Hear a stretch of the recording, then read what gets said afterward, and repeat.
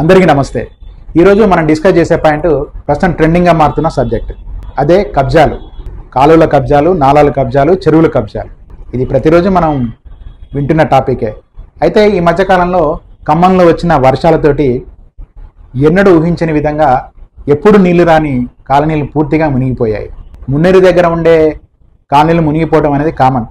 ఎందుకంటే ప్రతి సంవత్సరం వర్షాలు వస్తాయి. వర్షాల వల్ల పెరుగుతున్న వరద కారణంగా ఆ నది పక్కనే కట్టుకున్న ఇల్లు మునిగిపోవటం, 2 రోజుల తర్వాత వాళ్ళ ఇంటికి రావటం, ఇదంతా గత కొన్నేళ్ళుగా వస్తూ ఉంది. అయితే ఈసారి వచ్చిన భారీ వరదలతోటి అక్కడ ప్రాంతాలు కూడా ఊహించిన విధంగా వరద రావడంతో వారంతా పూర్తిగా మునిగిపోయి నిరాశ్రయులుగా మారారు. అది మనందరికీ తెలిసిన విషయమే. అయితే కవిరాజ్ నగర్ ప్రాంతం, చైతన్య నగర్ ప్రాంతం, ఈ రెండు కూడా చాలా పెద్ద పెద్ద బహుళాంతస్తులు, ఇండివిజువల్ హౌజెస్ ఉండే ప్రాంతాలు. ఈ ప్రాంతాల్లోకి వరద రావడం అనేది మనం ఎప్పుడు వినలేదు, చూడలేదు. కానీ ఈసారి వచ్చిన వర్షాలతోటి ఈ కాలనీల మీదుగా వెళ్తున్న కానాపురం కాలువ పూర్తిగా నిండిపోయి పొంగి ప్రవహించడంతో ఇటు చైతన్య నగర్, అటు కవిరాజ్ నగర్ పూర్తిగా నీట మునిగిన పరిస్థితి ఉంది. ఈ ప్రాంతాల ప్రజలంతా కూడా ప్రాణాల చేతిలో పెట్టుకొని బిక్కుబిక్కుమంటూ 3 రోజుల పాటు గడిపిన పరిస్థితి కూడా మనం చూసాం. ఇదంతా ఎందుకు వచ్చింది అంటే ఒకటే పాయింట్. ఈ 2 కాలనీ మీదుగా ప్రవహించే కానాపురం కాలువ పూర్తిగా కబ్జాకు గురైంది. ఈ కాలువ 50 ఏళ్ల క్రితం కట్టినప్పుడు 175 అడుగుల విడతతోటి ఉందట. ఇప్పుడు అది దాదాపు 30 అడుగుల మేర కుచించుకుపోయిందట. ఇది నేను చెప్పే మాట కాదు, వరదల తర్వాత అధికారులు సర్వే చేసి నిర్ధారించిన విషయం. మరి ఇంత పెద్ద కాలువ కాస్త ఇంత చిన్నగా మారినప్పుడు ఆ వచ్చిన నీరంతా ఎట్టుపోవాలి, ఇళ్ళలోకి వెళ్ళిపోయింది. ఇప్పుడు అదే ఆ ప్రాంత వాసుల్ని కలవరపెడతా ఉంది.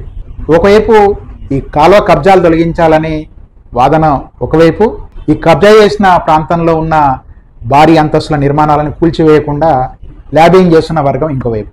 ఈ కాలువకు అటు ఇటుగా చీలిపోయిన పరిస్థితి ఇప్పుడు కనిపిస్తూ ఉంది.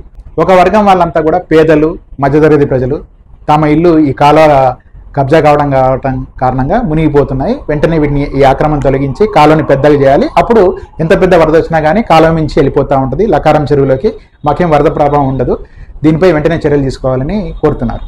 మరొక వైపు మరి ఈ కాలువను కబ్జా చేసి కోట్ల రూపాయలు విలువైన భవంతులు, పెద్ద పెద్ద బహుళాంతస్తుల నిర్మాణాలు, ఇండివిజువల్ హౌసెస్ కట్టిన వాళ్ళ పరిస్థితి, వారికి హంగు ఆర్భాటం ఉంది, రాజకీయ పలుకుబడి ఉంది. దీంతో వీళ్ళంతా కలిసి ప్రస్తుతం ఖమ్మం ఎమ్మెల్యేగా ఉన్న మంత్రి దగ్గరికి వెళ్ళారని చెప్తా ఉన్నారు. ఆ మంత్రి గారు దగ్గరికి వెళ్ళి, మేము భారీ అంతస్తులు కట్టాం, కోట్ల రూపాయలు పెట్టాం, మరి మీరు ఈ కబ్జాలు తొలగిస్తే మా ఇల్లు కూలిపోతాయి, నీళ్లపాలవుతాయి, మమ్మల్ని కాపాడండి ప్రభు అని వేడుకుంటున్నారట. కొన్ని అసోసియేషన్ల ద్వారా, కొన్ని కుల సమీకరణ ద్వారా, ఇంకొన్ని రాజకీయ వర్గాల ద్వారా వీరు మంత్రి గారిని కలిశారట. మంత్రి గారు మాత్రం చాలా స్పష్టంగా ఉన్నారని మనకు అందుతున్న సమాచారం తెలుస్తూ ఉంది. కబ్జాలను తొలగించాల్సిందే అంటూ ఆయన అధికారులకు ఇప్పటికే చాలా స్పష్టంగా ఆదేశాలు ఇచ్చారని కూడా చెప్తున్నారు. అసలు ఈ వరదలకు ముందే ఖమ్మంలో కబ్జాలపై మంత్రి గారు దృష్టి సారించారట. ఇప్పటికే హైడ్రా పేరుతో హైదరాబాద్లో కూల్చివేసి జరుగుతుంటే ఈ హైడ్రా ఎట్లాంటి క్లారిఫికేషన్స్ తీసుకుని కూల్చేస్తుందనే అంశంపై మంత్రి గారు ఆరా తీశారట. మనకు అందుతున్న సమాచారం ప్రకారం హైడ్రా ఇప్పుడు హైదరాబాద్లో నేషనల్ రిమోట్ సెన్సింగ్ ఏజెన్సీ ద్వారా ఉపగ్రహ చిత్రాలను తీసుకొని కబ్జాలకు ముందు 100 ఏళ్ల క్రితం చెరువులు ఎలా ఉన్నాయి, ఇప్పుడు ఎలా ఉన్నాయి అనే అంశాలను పూర్తిగా బేరీ చేసుకుని కూల్చివేతలు చేస్తుందని చెప్తున్నారు. అదే ప్రాపర్ ప్లాన్ ఆఫ్ యాక్షన్ని ఇప్పుడు ఖమ్మంలో కూడా మంత్రి గారు అమలు చేయడానికి సిద్ధమవుతున్నట్టు తెలుస్తూ ఉంది. నేషనల్ రిమోట్ సెన్సింగ్ ఏజెన్సీ అది మనం ఎవరు మేనేజ్ చేయడం కుదరదు, ఎందుకంటే అది శాటిలైట్.